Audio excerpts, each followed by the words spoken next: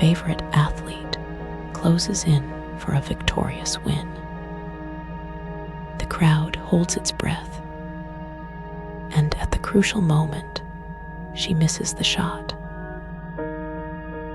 That competitor just experienced the phenomenon known as choking, where despite months, even years of practice, a person fails right when it matters most. Choking is common in sports, where performance often occurs under intense pressure and depends on key moments. And yet, performance anxiety also haunts public speakers, contestants in spelling bees, and even world-famous musicians. Most people intuitively blame it on their nerves. But why does being nervous undermine expert performance? There are two sets of theories, which both say that primarily, choking under pressure boils down to focus. First, there are the distraction theories. These suggest that performance suffers when the mind is preoccupied with worries, doubts, or fears, instead of focusing its attention on performing the task at hand. When relevant and irrelevant thoughts compete for the same attention, something has to give. The brain can only process so much information at once. Tasks that challenge working memory, the mental scratch pad we use to temporarily store phone numbers and grocery lists, are especially vulnerable to pressure. In a 2004 study, a group of university students were asked to perform math problems, some easy, others more complex and memory intensive. Half the students completed both problem types with nothing at stake, while the others completed them when calm and under pressure.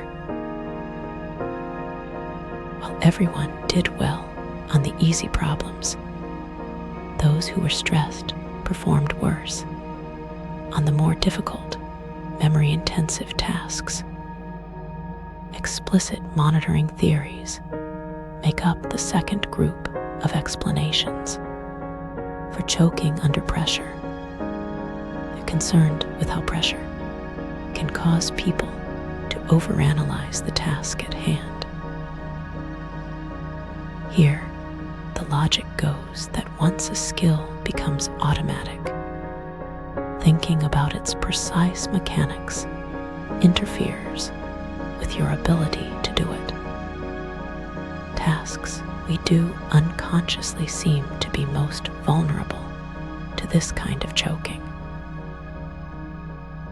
A study on competitive golfers compared their performance when instructed to simply focus on putting as accurately as possible versus when they were primed to be acutely aware of the mechanics of their putting stroke.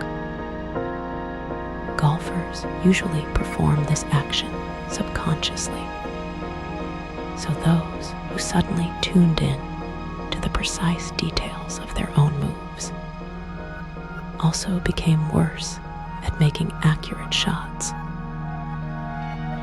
Choking may not be inevitable for everyone, though.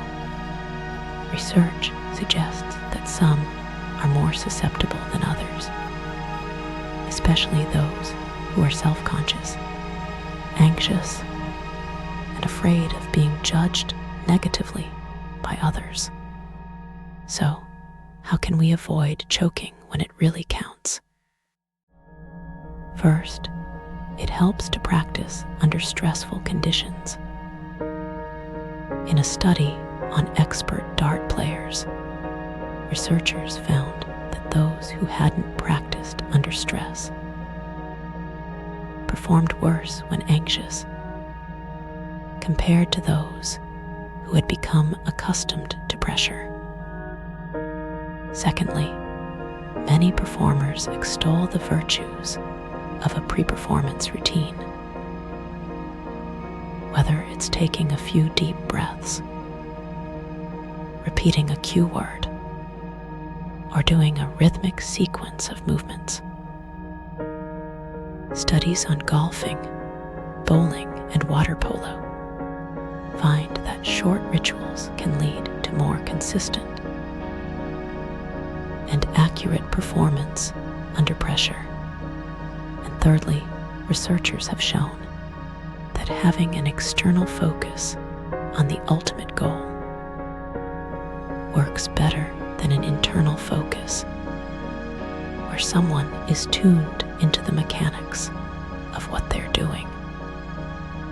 A study of experienced golfers revealed that those who hit chip shots while focused on the flight of the ball performed significantly better than those who focused on the motion of their arms.